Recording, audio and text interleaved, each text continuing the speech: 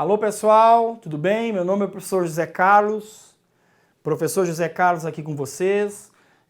Estamos aqui fazendo o momento exame de ordem, ou seja, dicas aí para a tua prova de exame de ordem da Fundação Getúlio Vargas. E a nossa dica de hoje é a seguinte: sistemas de apreciação de provas ou sistemas de avaliação de prova que nós temos no processo penal. Um tema aí que é muito requisitado em provas de exame de ordem e também concursos públicos, mas aqui o nosso viés é exame de ordem, né? Então, qual é o sistema que nós temos que respeitar aqui, que o julgador tem que respeitar no momento de avaliar prova no processo penal? Sistema da livre persuasão racional ou livre convencimento motivado. Artigo 155 do Código de Processo Penal. Grava isso aí. O juiz terá a livre apreciação da prova e ele deverá, obviamente, utilizar a prova produzida em contraditório judicial. Por quê? Porque a prova realizada no âmbito do inquérito policial, essa prova foi colhida sem o manto do contraditório. Na fase de inquérito policial não há contraditório. Dá uma olhadinha no 155, isso pode ser objeto da tua prova, que lá o legislador traz ressalva.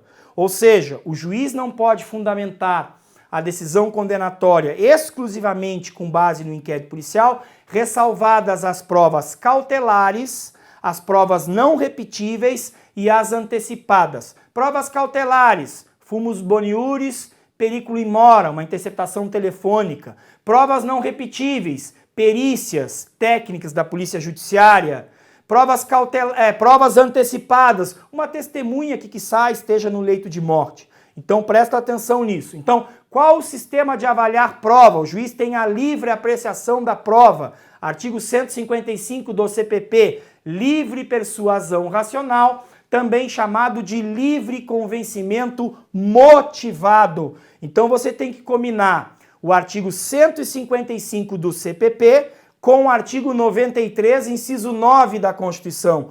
Todas as decisões do Poder Judiciário serão públicas, todos os atos do Poder Judiciário serão públicos e devidamente fundamentados, motivados. Por isso, livre persuasão racional ou um livre convencimento motivado. Tem que fundamentar sob pena de nulidade absoluta. Inclusive está expresso isso lá no artigo 93, inciso 9 da Constituição.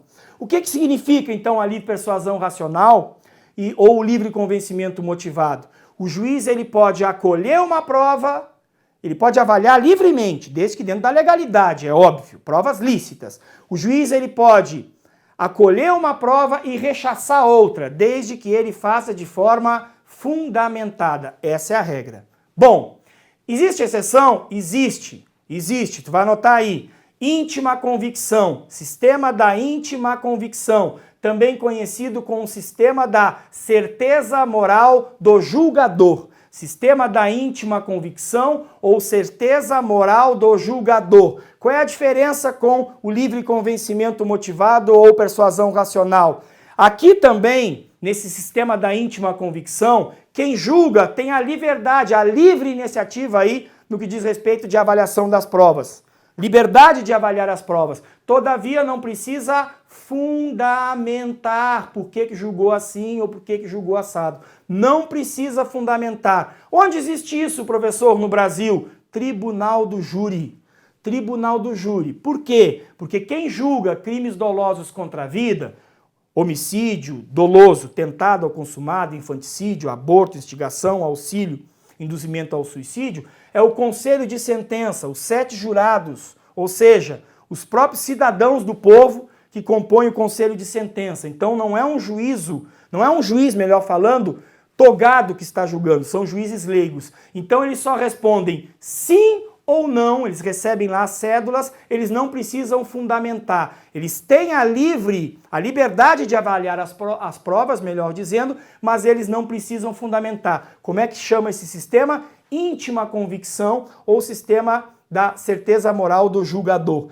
O que você tem que levar em consideração aí? Toma cuidado.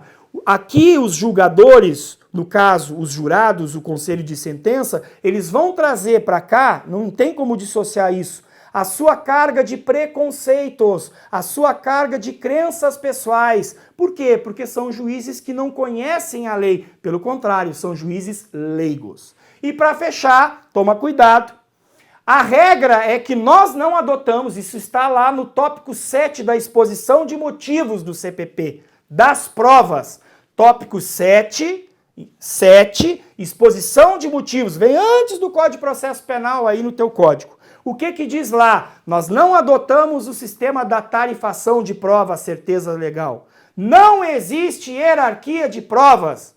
A certeza legal é, existe prova que vale mais, existe prova que vale menos. Era assim no período da Inquisição, no direito penal exercido pela Igreja, no direito penal canônico. A confissão, por exemplo, era a regina probationum, a rainha das provas, a que valia mais. Inclusive, naquele período, admitia-se método de tortura para tanto. Aqui não, doutores. Nós não temos, em regra, a certeza legal, a prova tarifada. Ou, se quiser, né, a certeza moral do legislador. É tudo sinônimo. Prova tarifada, certeza legal, certeza moral do legislador. Existe um único caso, por isso que eu quero que tu anote.